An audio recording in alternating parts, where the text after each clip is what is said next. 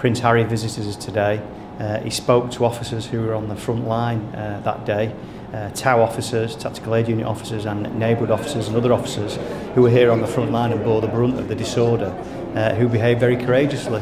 And Prince Harry spoke to them all individually and he thanked them as well. Had a very good way with him and it was really welcoming coming here. After that, he went across to the precinct and spoke to members of the community and businessmen who'd been affected by the disorder. And again, it was really gratefully received by the community. And as we walked across there, most of the businesses are back up and running. Some are really struggling, and our heart goes out to them, what's happened to them. But ultimately, that community is up and running again. It's a vibrant community.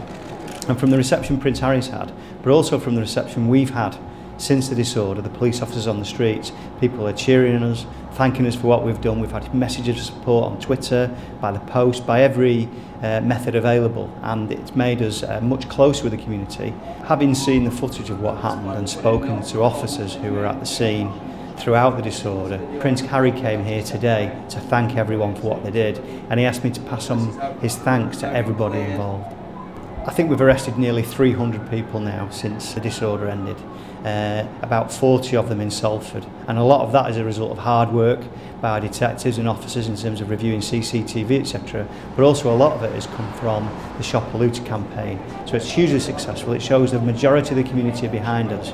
And again, I'd just like to thank my officers, or our officers, and the community for what they've done. One of the primary objectives is to return as quickly as we can to normality in the area.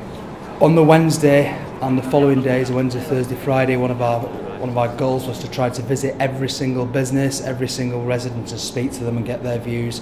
And the feed that we've had from residents has been absolutely phenomenal. Out of this, I'm hoping that something good will come, so that we will actually get a better relationship with some of the hard-to-reach communities in the future. And if there's any sort of, hopefully this may be even a turning point for us for community policing, for neighbourhood policing in central Salford.